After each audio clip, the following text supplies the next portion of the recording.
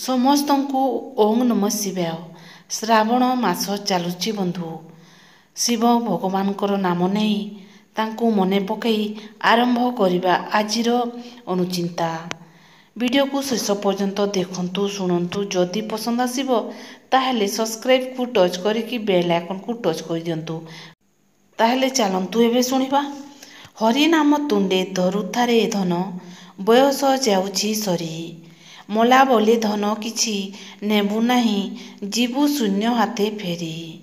ଗର୍ବ ଅହଙ୍କାର କ୍ରୋଧ ବାହୁବଳ ହେବ, ଦିନେ ତୋର କାଳ। ଆତ୍ମୀୟ ସ୍ୱଜନ ପାଖରେ ନଥିବେ, ବାଜୁଥିବ ଗିନି ଖୋଳ। ନିଜଠାରୁ ବେଶୀ ନିଜର ଭାବି ତୁ କା ପାଇଁ କରୁଛୁ ପାପ। ବିପଦରେ ସିଏ ଆହା କରିବେନି, ଆସିବନି ତୋର ପାଖ। ନିଶ ଦାଢ଼ି ତୋର ସବୁ ପାଚିଯିବ, ଟୋକାରୁ ହୋଇବୁ ବୁଢ଼ା। ବସିବା ସ୍ଥାନରୁ ଉଠି ପାରିବୁନି, ତିନି ଗୋଡ଼େ ହବୁ ଛିଡ଼ା। ଗାଲରୁ ମାଉଁସ ଖସିଯିବ ତୋର, ପାକୁଆ ହେବ ପାଟି। ସୁନ୍ଦର ଚେହେରା ଅସୁନ୍ଦର ହେବ, ବଙ୍କା ହେବ ଆଣ୍ଠୁ ପିଠି। ନାକରୁ ସିଂଘାଣି ବହି ଯାଉଥିବ, ଆଖିକୁ ଦିଶିବ ନାହିଁ। ଖାଇବାକୁ ଦେଲେ ଭୁଇଁ ଅଣ୍ଡାଳିବୁ, ଖାଦ୍ୟକୁ ଖୋଜିବା ପାଇଁ। ଭଲ ମନ୍ଦ କ'ଣ ଜାଣିପାରିବୁନି, ବୁଦ୍ଧି ହେବ ତୋର ନାଶ। ମରିବା ପାଇଁକି ନିତି ଚାହୁଁଥିବୁ, ସଂସାର ଲାଗିବ ବିଷ। ମରିବା ଆଗରୁ ତରିବା ପାଇଁକି ଧରୁଥାଏ ରାମ ନାମ। ପୁରୁଷ ଜୀବନ ମଧ୍ୟ ଭାରି କଷ୍ଟ। ଜଣେ ପୁରୁଷର ଦୁଃଖ ବହୁତ ନୀରବ। ସେ ବିନା ଦ୍ୱିଧାରେ ତା ମଥାକୁ କିମ୍ବା ବାପାଙ୍କୁ କୁଣ୍ଡେଇ କାନ୍ଦି ପାରେ ନାହିଁ। ରାତିରେ ତା କିଛି ଇଚ୍ଛା ପାଇଁ ଧୈର୍ଯ୍ୟ ଧରିବା ପରେ ସକାଳେ ତାକୁ ପୁଣି ହସୁଥିବାର ଦେଖାଯାଏ। ଯଦିଓ ସେ କାନ୍ଦେ, ସେ କେବଳ ନିଜ ସହିତ କାନ୍ଦେ। ସେ ପ୍ରତ୍ୟେକ କର୍ତ୍ତବ୍ୟ ପାଳନ କରି ଚାଲିଥାଏ।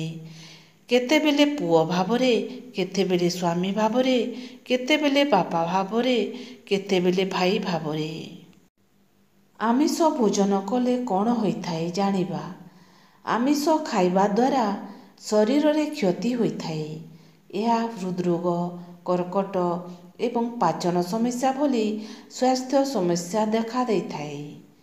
ଆମିଷ ଖାଦ୍ୟ ଖାଇବା ଦ୍ୱାରା ମେଦବହୁଳତା, ରକ୍ତଚାପ ଏବଂ ଟାଇପ୍ 2 ମଧୁମେହର ବିପଦକୁ ବୃଦ୍ଧି ପାଇଥାଏ। ଗୀତାରେ ବର୍ଣ୍ଣିତ ଅଛି ଯେ ଆମିଷ ଭୋଜନ କରିବା ଉଚିତ ନୁହେଁ।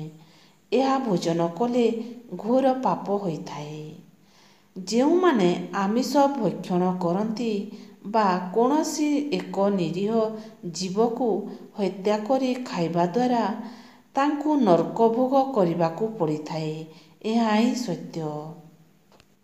କୌଣସି ବି ଜୀବକୁ ହତ୍ୟା କରିବା ସମୟରେ ସେହି ଜୀବ ବହୁତ ଚିତ୍କାର କରିଥାଏ।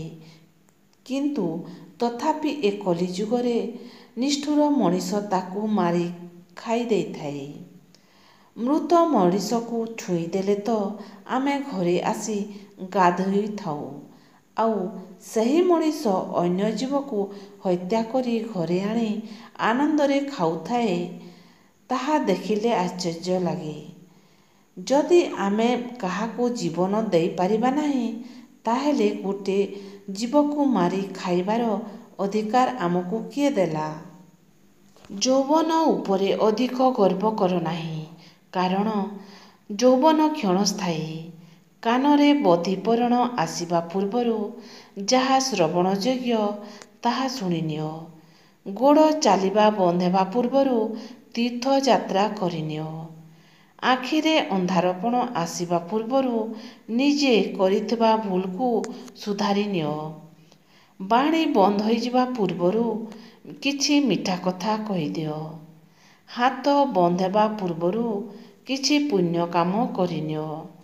ଦେହରୁ ଆତ୍ମା ଚାଲିଯିବା ପୂର୍ବରୁ ପ୍ରଭୁଙ୍କ ନିକଟରେ ଶରଣାଗତ ହୋଇଯାଅ। କେବେ ବି ଜୀବନରେ ଏମିତି ସ୍ଥାନରେ ବସିବେ ନାହିଁ, ଯେଉଁ ସ୍ଥାନରେ ପରଚର୍ଚ୍ଚା ଚାଲିଥିବ। କାହିଁକିନା ଯେତେବେଳେ ଆପଣ ସେହି ସ୍ଥାନରୁ ଉଠି ଚାଲି ଆସିବେ, ସେତେବେଳେ ସେହି ସ୍ଥାନରେ ଆପଣଙ୍କର ହିଁ ଚର୍ଚ୍ଚା ଚାଲିବ। ପରଚର୍ଚ୍ଚାରୁ ଦୂରେଇ ରୁହନ୍ତୁ। ଆଉ ନିଜ ଚରିତ୍ରର ସମ୍ମାନ ସୁରକ୍ଷିତ କରନ୍ତୁ। 100 ଥର ମନ୍ଦିର ଯାଅ, 1000 ଦୀପ ଜଳାଅ, 1,00,000 ଥର ହରିନାମ ଜପ, 1,00,000 ଲୋକଙ୍କୁ ଖାଇବାକୁ ଦିଅ, ସବୁ କିଛି ମୂଲ୍ୟହୀନ ଯଦି ତୁମ ଦ୍ୱାରା କାହା ଆଖିରୁ ବୁନ୍ଦାଏ ଲୁହ ବାହାରେ। ଯେଉଁ ସମୟରେ କୌଣସି ସମସ୍ୟା ଜନ୍ମ ନେଇଥାଏ, ତେବେ ସେହି ସମୟରେ ହିଁ ତା ସହିତ ସମାଧାନ ବି ଜନ୍ମ ନେଇଥାଏ। କିଛି ଲୋକ ଅଛନ୍ତି, ସେମାନଙ୍କ ଦେହ ଧଳା କିନ୍ତୁ ମନ ପୂରା କଳା, ଯେପରି ମହାକାଳ ଫଳ। ବାହାରକୁ ସୁନ୍ଦର ଦେଖାଯାନ୍ତି କିନ୍ତୁ ଭିତରେ ବିଷ। ଗୋଟିଏ କଥା ସର୍ବଦା ମନେ ରଖ, ଯେଉଁ ବ୍ୟକ୍ତିର ଭାବନା, କର୍ମ, ପ୍ରତ୍ୟେକଟି କାର୍ଯ୍ୟ ଭଲ ପାଇଁ ହୋଇଥାଏ, ତାକୁ ସାହାଯ୍ୟ କରିବା ପାଇଁ ଭଗବାନ କେଉଁ ନା କେଉଁ ରୂପରେ ନିଶ୍ଚୟ ଆସିଥାନ୍ତି। ଅସୁବିଧାରେ ପଡ଼ିଲା ପରେ ଲୋକଙ୍କୁ ଗୃହଦୋଷ, ବାସ୍ତୁଦୋଷ, ପିତୃଦୋଷ, ଶନିଦୋଷ ଇତ୍ୟାଦି ବହୁତ କିଛି ଦେଖା ଦେଇଥାଏ, କିନ୍ତୁ ନିଜ ଦୋଷ ଦେଖାଯାଏ ନାହିଁ। 3 ଜଣଙ୍କୁ ଜୀବନରେ କ୍ଷମା କରିବନି।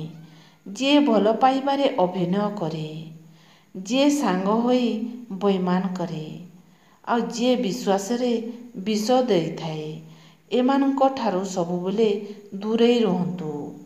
ଆନନ୍ଦ ସମୟରେ କାହାକୁ କୌଣସି ବଚନ ଦିଅନ୍ତୁ ନାହିଁ। କ୍ରୋଧ ସମୟରେ ଉତ୍ତର ଦିଅନ୍ତୁ ନାହିଁ। ଦୁଃଖ ସମୟରେ କୌଣସି ନିର୍ଣ୍ଣୟ ନିଅନ୍ତୁ ନାହିଁ।